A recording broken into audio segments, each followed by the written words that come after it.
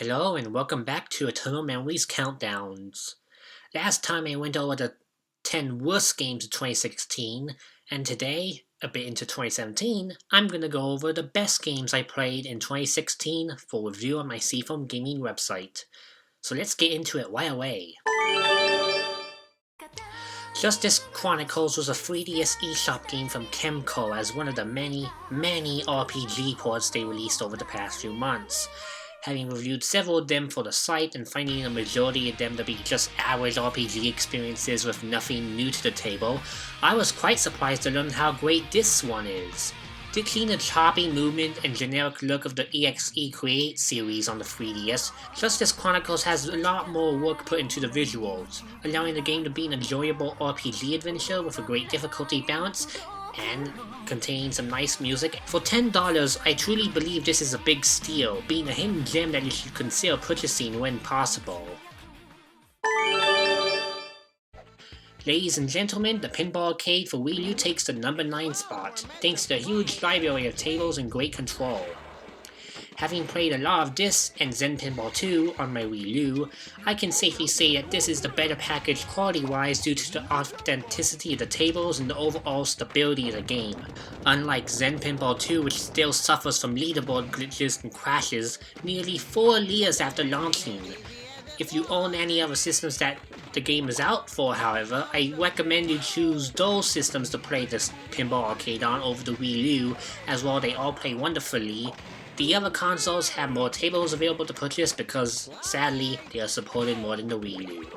Still, if you only have a Wii U, the Pinball Arcade isn't a bad choice, to be honest. There's still lots of stuff you can buy right now, and it's a great pinball simulator. I was going to put my imported copy of East 8 on this list, but since that's a Japan-only release, I decided against it in favor of Trails of Cold Steel 2, which came out in North America last year. Despite never playing the first part of Trails of Cold Steel, Trails of Cold Steel 2 offers a great recap of the events from the first part, allowing me to catch up with the story without being too confused or lost. That, combined with a very long campaign and a great battle system that's easy to get the hang of, leads to a fantastic RPG adventure that I strongly recommend you pick up. However, even though you can figure it out on your own without playing the first part, I strongly recommend you pick up the original Trails of Cold Steel first to get the full experience. While this one is kinda cheating because I finished my review not too long ago, I did play this game during 2016 and it came out in 2016, so Super Dimension Neptune vs Sega Hard Girls is on this list at the number 7 spot. Being one of many RPGs for the system, especially those in the Neptunia series, but you'll be surprised how addicting this game can become once you spend some time with it. Having the spirit of a collectathon mixed with an RPG leads to a very fun game with plenty of exploration and side quests to take on. However, there is one major problem with the game that can turn off people, and that's the repetitive nature of the game. Since the game's all about time travel, you'll be revisiting some of the same dungeons over and over again in different time periods, just a 100% each of the dungeons. Because even if they weren't changed in the time period, all the items return to their locations if you go to a different time period of the same dungeon. So for example, if you collect all the items in the Dreamcast era for one level, and go to the Saturn version of the same level, you'll have to recollect all the items again. So that is something to keep in mind if you're a completionist like myself who tries to go after everything, but if you don't want to go after 100%, you can still have a lot of fun with the game, and since the levels are too short, it's not that bad of a repetitive task. Bravely Second Endlayer takes the number 6 spot on my list, and being the sequel to the 3DS RPG Bravely Default, I eagerly anticipated it ever since clearing Default back in 2014, and it was well worth the wait. It fixed a lot of the pacing issues that plagued the endgame of Default, and also managed to still retain that well-written story and charm that I really enjoyed from the first game. It also tweaked the battle system ever so slightly to add a better balance, and add a motivation for beating all the enemies in one turn, which is more experience and a risk and reward system if you can plan correctly. So even if you were turned off by the repetitive nature of Default's endgame, I do recommend you give Bravely Second a shot, because it really is one of the best RPGs on the 3DS, and the story alone makes it worth the purchase. I reviewed the original Faerun back on the Seafoam Gaming website when it came out, and just lastly I got to play and review the sequel. Faerun 2 is yet another Ys-inspired action RPG for the 3DS eShop, where the main objective is to find all the fairies, defeat enemies, and restore peace to the land. Generic RPG plot. Or is it? Because believe it or not, it gets a lot more interesting near the end, and while this entry is more puzzle focused than the prior installment, this is still a fantastic 3DS eShop title that doesn't even cost that much to begin with. Another hidden gem from nowhere, Ninja Smash is a Metroidvania with the speed and action of the NES Ninja Gaiden games. It's hard to explain exactly how this game is, but it's basically a super short Metroidvania adventure with in-game achievements, extra characters to unlock that change up the gameplay, and a lot of replay value because it encourages multiple playthroughs. Being a part of an obscure iOS title that was lost in the tidal wave of 2D action platformers on the marketplace, it's a shame that the 3DS eShop version hasn't done much better. The best part of the game comes from the low price, leading to yet another great value you can get on a budget. Stupid name aside, God of Protectors is an 8-bit tower defense game made by Ancient Corporation. And packing 100 levels to play through, this game is no slouch in the content department. There are several classes to choose from, each with their own attacks and special abilities, and there are plenty of ways to go through the long campaign. So even if you grow bored of the 100 levels made by game developers, you can make and share your own levels through QR codes. Sure, the name is cheesy and tower defense isn't even that good of a genre, but you'd be surprised at how well this game handles it. And I'd even argue that those who aren't fans of tower defense titles will still enjoy God of Protectors as much as I did. Number 2 on the spot is yet another Falcom title, and this one is a port of a game from nearly a decade ago. While I'd consider this cheating by my rules, this is referring to the 3DS port that literally came out of nowhere last year, being announced early in 2016 before launching in the fall of that year. Considering how Gurumin isn't really the most well-known title to speak of anyway, I think it's fair that I give Gurumin 3D a time to shine by having it take up the number 2 spot on the list.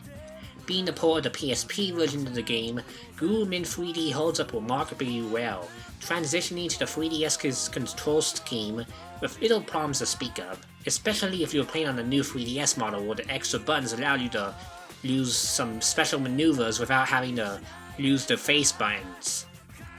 The game runs on the same level as the other systems, and the 3D effect is really neat touch, adding a bit of nice depth to the environments. Add these extra quality of life improvements to a game that was already a fantastic adventure with plenty of depth, replay value, and you have the best surprise release of the year. And as the number 1 spot, the Seafoam Gaming game of the year is none other than Mutant Mud Super Challenge. This will definitely divide some viewers who don't really care much for Renegade Kid's 2D platformers, or wonder why I'm putting a generic pixel platform on my game of the year list. I've seen plenty of comments and thoughts on this game from people who weren't too happy with the difficulty from the original. And being a sequel to a rather difficult game with plenty of cheap moments in the DLC bonus stages, how could I even like a game that focuses on a harder challenge more than anything else, you may ask? Well, the answer can be summed up in one word: care. It's very clear that Jules and the team at Renegade Kid put a lot of effort into the game's level design, addressing complaints from fans of the first installment while experimenting with new ideas such as boss battles and guest characters. Normally when a game gets a sequel that's way too hard, it's for the wrong reason of trying to appeal only to those who mastered the original, alienating those who simply want a game with a progressive balance. And to be perfectly honest, I was scared that Super Challenge would make the same mistake as the Lost Levels. But as I played it more, I noticed little details in the design that made the game stand out more. Blind jumps into enemy projectiles? Almost non-existent when it was the big problem back in the original. Bonus levels that are nothing more than bragging rights for 100%? Well, now they are required to unlock the final level and have hidden diamonds in them as well. Lack of hidden paths to find in the main levels? Addressed by hiding diamonds in areas off the beaten path. Tiny improvements like these can make a huge difference in the game, and while this game is still very difficult in that you'll die a ton, it's almost never for a cheap reason. as if you keep trying you will eventually pass through a level you're having difficulties with. No game is really that flawless, but I personally feel that out of all the games I played in 2016, Mutant Mud Super Challenge was the best, as it reminded me how challenging games can still be a blast if done correctly, without being way too frustrating or way too easy. Maybe you didn't pick this up back when it launched, either because you never heard of it before or just didn't care for the original, but I'll ask you to give it a try if you can. And if you don't feel like spending $10 on the game for the 3DS or Wii U versions, you can spend the same amount on the PlayStation 4 or Vita to get both this game and the original in the Mutant Mudds double pack, allowing you to compare the differences between the sequel and the original for yourself. And that wraps up the best of 2016 list from Seafoam Gaming. This was the first time I ever did a duology like this, and to be honest, after finishing and scripting all these videos, I'm kind of tired of these countdowns. They are a lot more work than you expect, and I honestly don't feel too proud of them because I kind of think I stumbled with my words a lot. Still, I hope expressing my opinions on the best and worst of 2016 was appealing to you, and sometime next month, with the Switch being announced and fully unveiled, maybe I'll go into an Eternal Memories episode over the Wii U, or maybe I can work on the 3.5 of Pokemon Mystery Dungeon, or just maybe do one of the games I played on the Seafoam Gaming channel. I don't know, but if you guys have any suggestions, feel free to leave them in the comments. But in the meantime, I'm gonna just do my own business, and hopefully next month, if we stay safe, I'll be back with another video. Bye!